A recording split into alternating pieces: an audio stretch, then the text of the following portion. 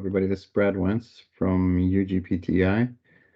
Today I'm going to do a short little help video on using the Township Assistance Program tools within GRIT.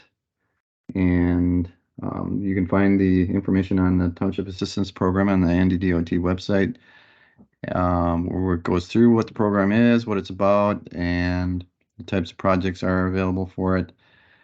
And then we also have, towards the bottom of it, application instructions.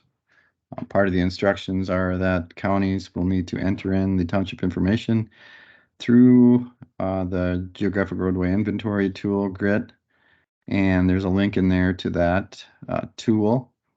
There's also a link going right off the ugpti.org homepage, and that's how we'll get started with it. So this is the link for GRIT and the GRIT homepage. In here, there's a GRIT editor where you can also get to GRIT and begin entering data. Most counties are familiar with GRIT in North Dakota anyway, as they use it for their asset management for other information, road history, bridges, and other asset management type information.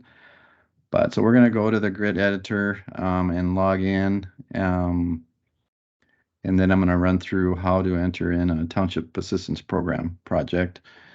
So when you come into GRIT and log in, which the counties will do, there's a username and a password which they have. And if not, they just need to contact us at UGPTI through the help buttons here. But anyway, they can log in. It brings up the county that they're logging into automatically, and that's what's happened here. I logged in as Ramsey County, and it goes in, zooms to that county. You can see the gray lines are the township boundaries within the county. And then there's there's a layers button here. And you can see we have 4 layers available. The Township Assistance Program is in the construction planning, because this is kind of where the counties are normally put in their planning projects. So this is also where the townships will put in their planning project. So we just click on construction planning, and it pulls up all the projects that the county has entered in. Those are all in green. And then these North Dakota Township projects show up as a blue pins. And you can see there's 3 Township Assistance Programs that have been entered in. This is just test information, just so we can run this video. So you can either click a new township project, or you can select one from the map. If you had already entered some in and you want to edit something or change it, you would just go in and pick on that existing township program, or you want to check the status of it. You just come in here and click on it. And then it shows you all the information about it in these tabs here. The location is where you put in, where you want it to start and where you want it to end. And I'm going to run through that quick, how to do that when I enter in a new project. There's project info, and in here is where you select the type to be North Dakota DOT Township Assistance Program, and then the rest of the information has all been filled out. So that's clicking on an existing one, and then if you hit edit, you can update any of that information. So I'm going to go and just enter in a new project from scratch here to show you how to walk through that. So I'm going to zoom in and to a township, and we're going to assume there's a project going in here. So you can click the new button right here, or I can get back out of this one that I've been in and click the new button here. Either way, it's going to bring up a new form for a new project to be entered in. So we start out with the location first always, because we're going to enter in where the project is. There's a highway number.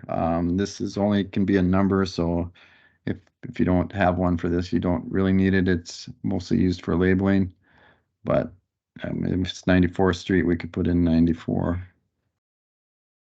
And then the start location of the project, you just click on the bubble and it pops up a dialog with a crosshair on it, and you just hold down your left mouse button, move the map around so that crosshair is right where you want to start the project.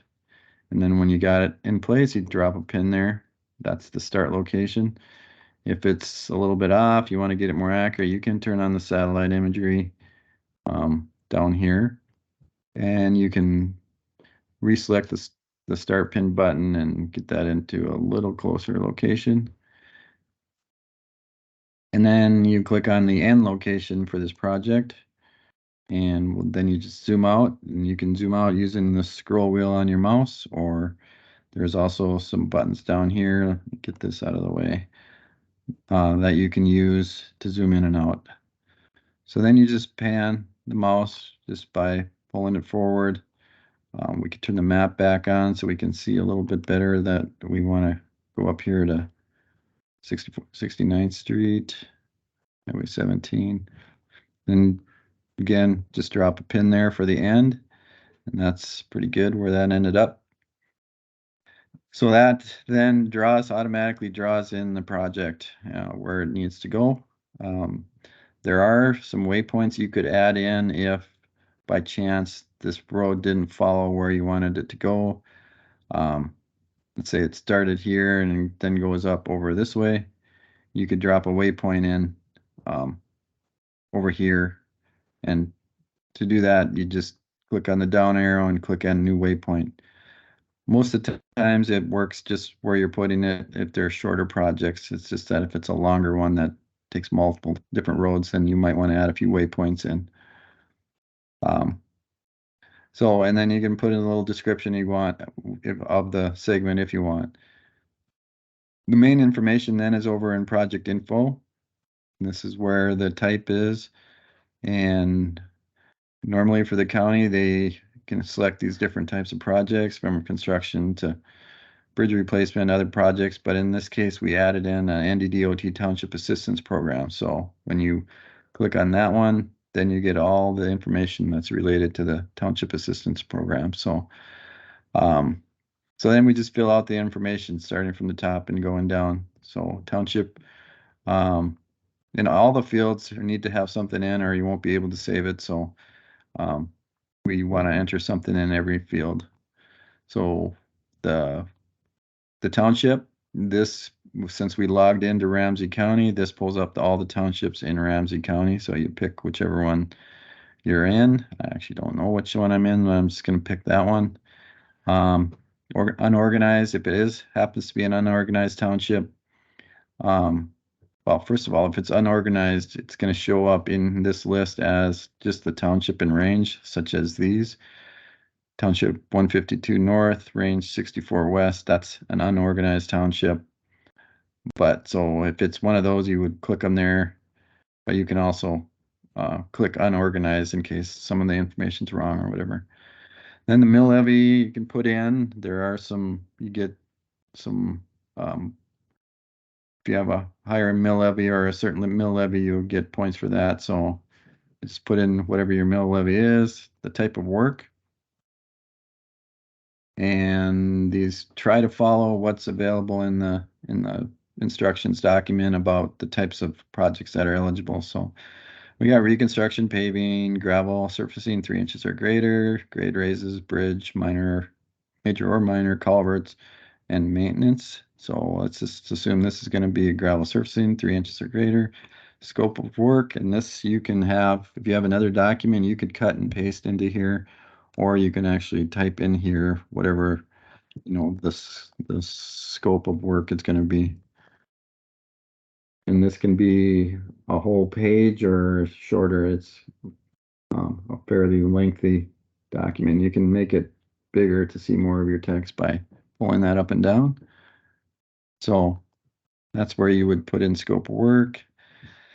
And then it comes down to application status. This and application status date. This is not editable by the township or the county. This is where the state administrator of this program or Ken at UGPTI will come in when they make a selection on a project or need more information. They'll enter that in here, and then it'll show up here for you to take action with that.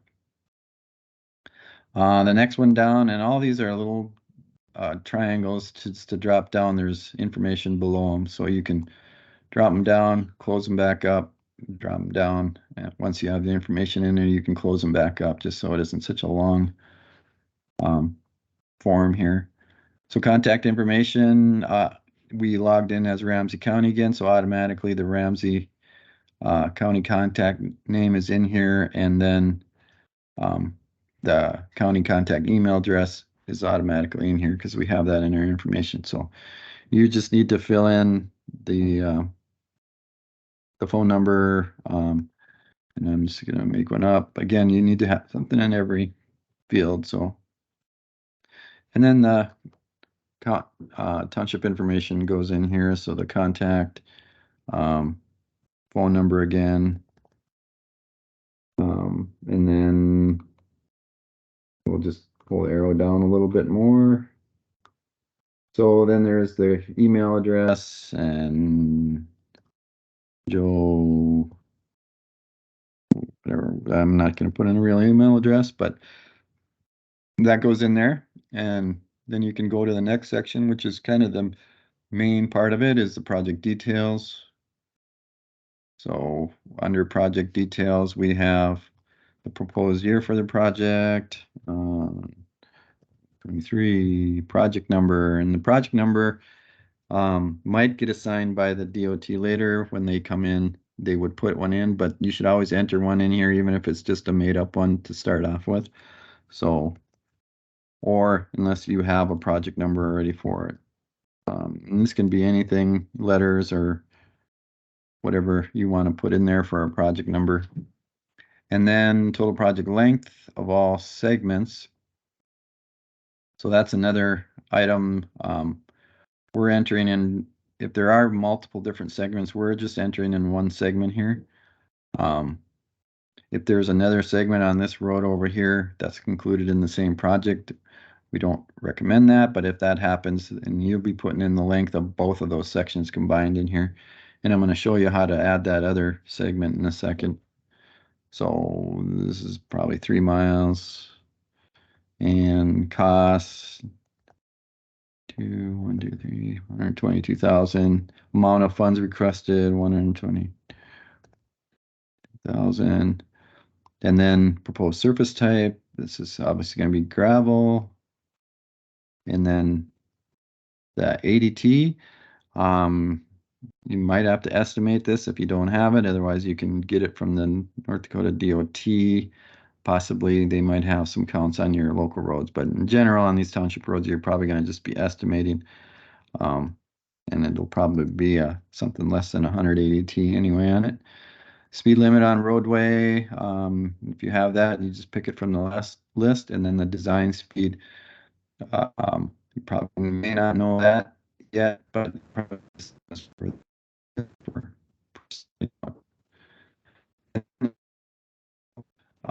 you would just enter in the NDDOT bridge number for that bridge, and then that indicates that a bridge is involved.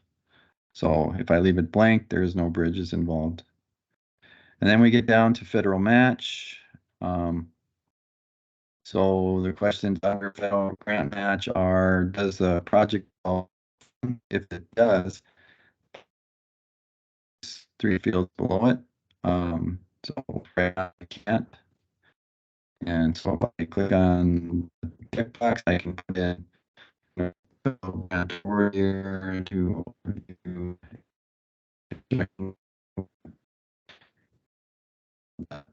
federal. And then last one here is the disaster or FEMA involvement. Again, is this a FEMA site? If you click on that, then you can fill in all this information. If you don't click on it, you can't, and you don't need to fill in any information about that. So I'm just going to say this is not a FEMA, so we'll close that back up just by clicking on that text. And then anyway, anytime along here, if you need to, you can save at any time. So you might want to save it if you have to go find some other information. You're going to be away from the computer a little bit or whatever, but so you can hit save. Whenever you do save it, you have to come back in and reselect that point, so that it knows which one we're talking about. And then you would go in and hit edit again on it. And then you can continue on adding information. So the last one that after disaster FEMA involvement was the document upload section. And you just have to scroll down on that. But so when I go back to edit, then now I can upload a PDF from the device. And I just click on that, and it's gonna open up the file browser. And then you just go to wherever you have those documents stored and you select it, and then it will upload that PDF. We only upload PDFs, so if you have photos in a JPEG format or some other format, you need to just combine them all and save them as a PDF file. So you could bring them into Word or other documents and then save as a PDF. But that's the only thing we'll accept. And if there's a bunch of different documents, you could scan them and make them one PDF or however you want to do that. But the only thing you can upload is a PDF file. And then when you just hit submit when you're done on that. So I'm not going to upload anything right at this time. So then the last part is once you've had all your information entered, you verified it, you know that's what you want, you've hit save, and then reselected the point, then you can hit the last item on here is submit. And that's when you click that, it's going to submit an email to the state administrator telling them that a project's been uploaded, and then it's going to put a date in here. And once this is entered in, submitted, you cannot change, you cannot resubmit it unless the state asks for more information or says there's more required information. Then you'll be able to resubmit the project. So you can come back in here and edit the data. It's just that you can't submit it unless the state sends you a request to do so. So that's it. This project has now been submitted, and you can go in and add a different project in a different township, or you could come back in and pick this one again and re-edit it or edit it if you want. The last thing, or one of the last things here, is we have some other tools along the top. Besides the layers button, there is a background layer, and to use that, it shows information from what the county has entered in the different layers. So construction history, if you want to look at pavement age or different things. But the last one on the list is North Dakota Townships. So we can turn on, we want to see the status of all our projects. We can turn that on, and that also shows the project number. So it's color coded with a legend up here. So all these projects have been submitted. You can get the project number. See, that's the one we entered, 1234-QQ. But all these projects have a status of just submitted. So when the state goes in and either selects or puts it under review, then they'll change the status and then they'll show up as these different colors. So if it's approved, it's going to show up as green when the state puts it in there. So you can quickly see all the project statuses in the whole county by all the townships. So it's a useful tool for the county to use to keep track of it. The last one I was going to show you, I'm going to select this one we just entered in again, is that when we go to edit on this project, let's just say that you actually did have two projects with the same project number and same submittal. So you can go over and hit edit, And then there's a button on the bottom here. It's called Copy Options and for Copy Attributes. So I can copy the attributes. Basically, it's going to copy everything that's been entered in on this project. And when I do that, it pops up the location button and asks, where do you want this other segment to be located at? In that case, we would just pick, the start spot for it. And let's just say there was also some work over here. That's part of the same project, but just in a different location.